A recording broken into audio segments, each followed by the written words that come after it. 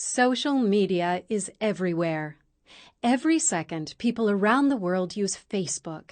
Many politicians are active on Twitter, and even a carton of milk invites its consumers to find, friend, and follow it online.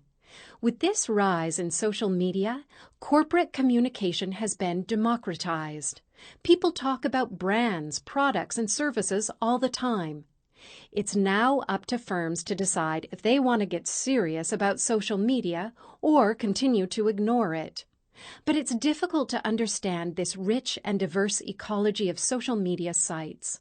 What platforms should you be on? How are they different? Does it matter? If it does, what does this imply for your social media strategy? To help answer these questions, we present 7 social media building blocks. Used individually and together, these blocks can help managers make sense of available social media choices and improve their understanding of their audience's engagement needs. The identity block represents the extent to which people reveal who they are and how much they care about what happens to their personal information online. In some cases, they gladly share their real names and specific details about themselves. In others, they want to remain completely anonymous. Firms need to understand how members of their audience want to balance revealing their true identities and protecting their privacy. The wrong mix will put people off right away. The conversations block is about how users communicate with each other. Some conversations are about staying connected, maybe through short public status updates.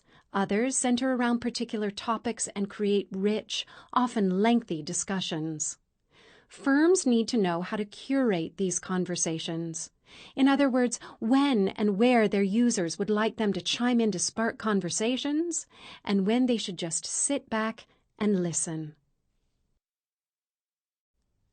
The sharing block addresses how users exchange, receive, and distribute content. They could be sharing all sorts of things: videos, deals, slide presentations, pictures, links, locations, tweets, pins, you name it. For firms, it's important to know what interests people have in common, what they think is share-worthy, and then to enable sharing while making sure the content doesn't offend anyone or violate existing privacy and copyright laws. The presence block covers the degree to which users can know if others are accessible.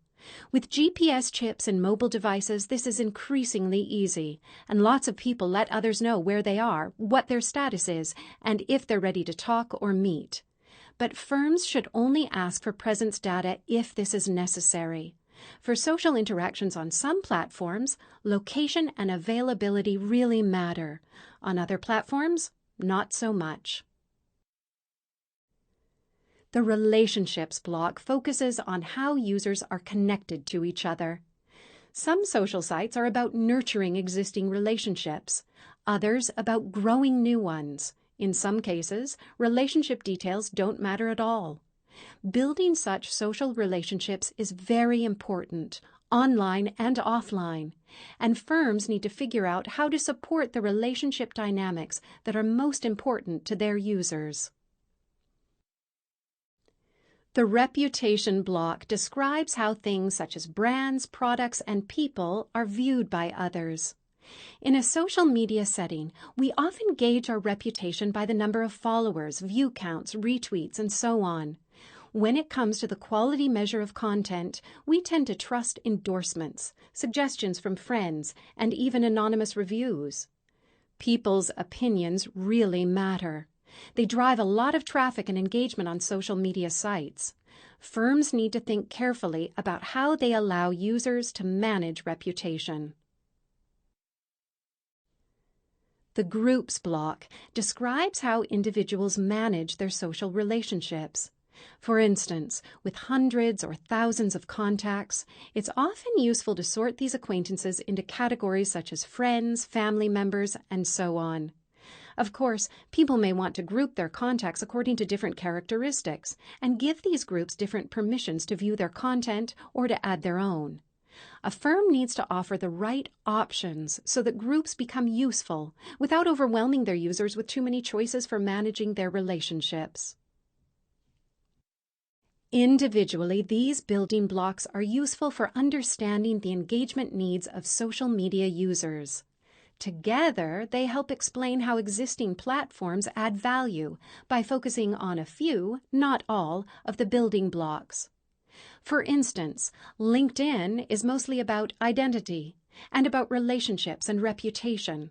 Facebook about relationships first, but also about identity, conversations, reputation, and presence. If you are about to get serious about social media, the honeycomb framework allows you to understand social media activities and develop a strategy for your community. If you'd like to learn more about the social media honeycomb, its origins, and how firms can develop strategies for monitoring, understanding, and responding to different social media activities, please read our full article here.